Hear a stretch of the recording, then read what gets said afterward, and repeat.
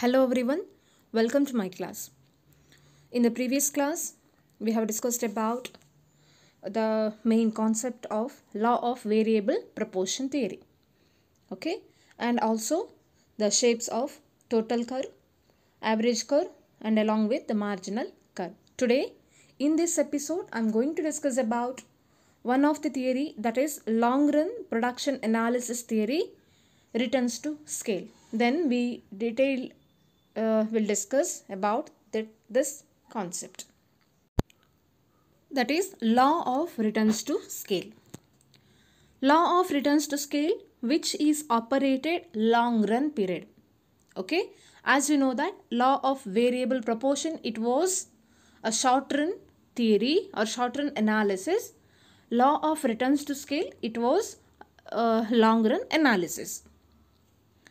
So the law of variable proportions arises because factor proportions change as long as one factor is held constant and other is increased. That means in the long run, all the factors of production can be changed. All the factors of production can be varied. So what is the difference between the law of variable proportion and returns to scale?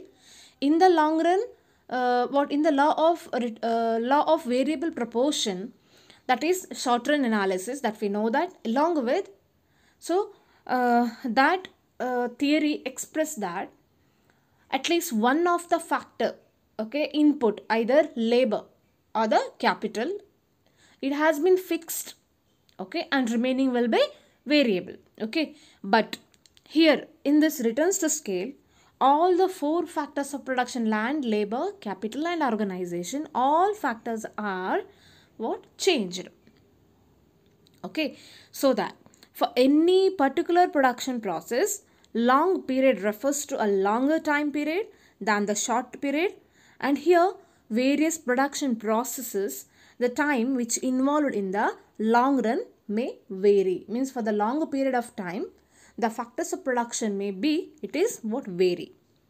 And in the long run, all the factors of production can be varied, that we know that, and here there is no fixed factor. Okay, there is no at least one fixed factor, because all factors will be goes on changed. Accordingly, the scale of production can be changed by changing the quantity of all factors of production. So here the scale of production can be changes. How? That is on the basis of changing in the quantity of factors of production. Thus we can say that law of returns to scale explain the physical relationship between input and output in the long run. So it is a physical relationship between the input and output in the long run. Okay, or we can say that it is the behavior of output when quantities of all inputs are changed in the same proportion. That means if it is the quantities of a proportion of input will change, automatically the quantity of or the volume of output will also changes. Why? Because due to the varied factors of production. So this is what returns to scale. Now we can discuss about what are the stages of returns to scale or the types of returns to scale. As like law of variable proportion, there also we discussed three stages. So like that, here also there are three stages. First one is increasing returns to scale. Second one, constant returns to scale. And third one is a diminishing returns to scale. Your students, don't confuse it. So the three stages of law of returns to scale, that is increasing returns to scale, constant returns to scale and diminishing returns to scale. Here the negative point will be not there. So instead of negative, we can mention constant returns to scale. Okay, so these are the three important the stages of returns to scale. Now we'll discuss in detail regarding these three stages. First one, increasing returns to scale. So this occurs when output increases by the greater proportion than the proportion of increase in all the factors.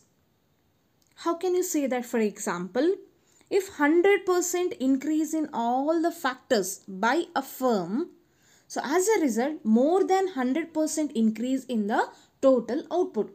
That means what? If for example, if firm, okay, they use 100% of all the factors, okay, inputs by the firm, so as a result, what output will get? That is more than 100% of what? That is total output we obtained.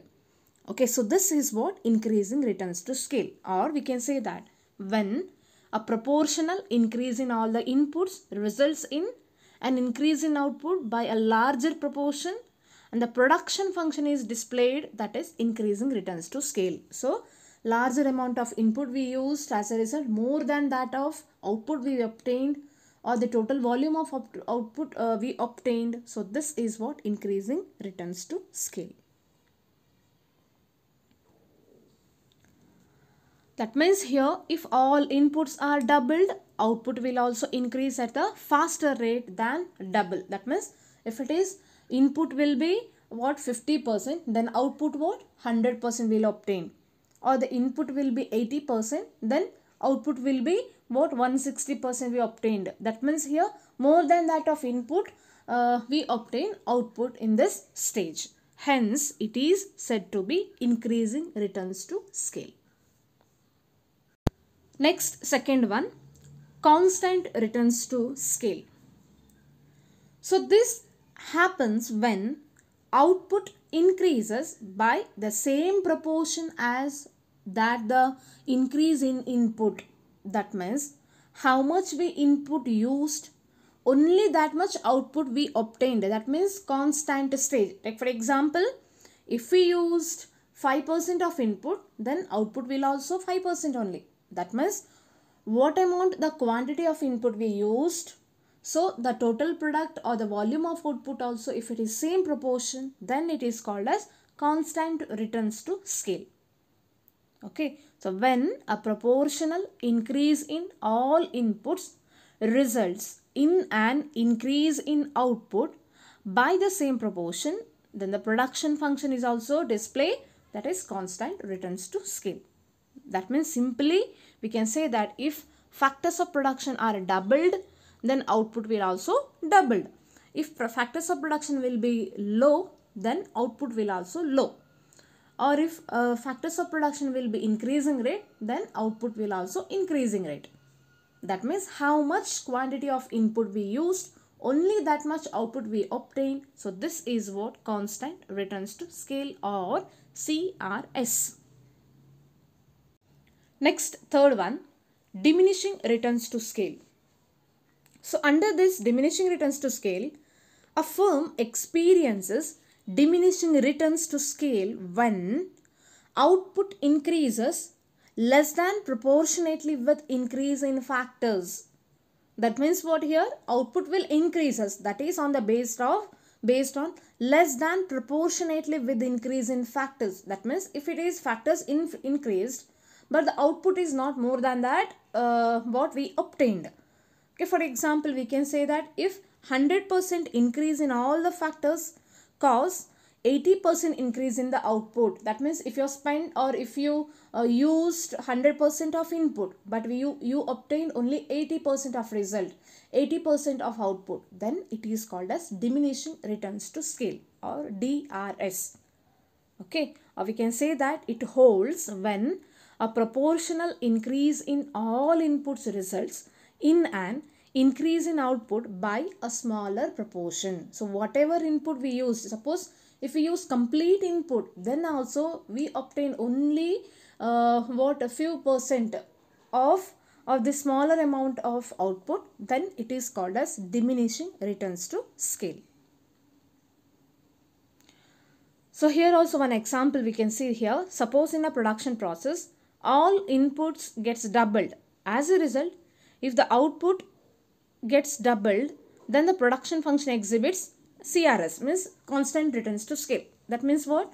We know that suppose if all the inputs are used and what output gets doubled, okay, that means if it is where we are used input that is in the doubled case, then output also we obtain doubled, then it is what? CRS, or the constant returns to scale. And if output is less than doubled, then we obtain that is diminishing returns to scale. Okay, and if it is more than doubled, then we obtain the that is increasing returns to scale. So simply, if we get more output, then it is increasing returns to scale. If it is what output we are in the saturated level, means constant level, then it is CRS, means constant returns to scale. And when we are use a double of input but we obtained a lesser proportion of output, then it is called as diminishing returns to scale. So this is the concept called as law of returns to scale. Okay students, remaining part we will discuss in the next episode. So until that, please go through this video also and practice well. Thank you.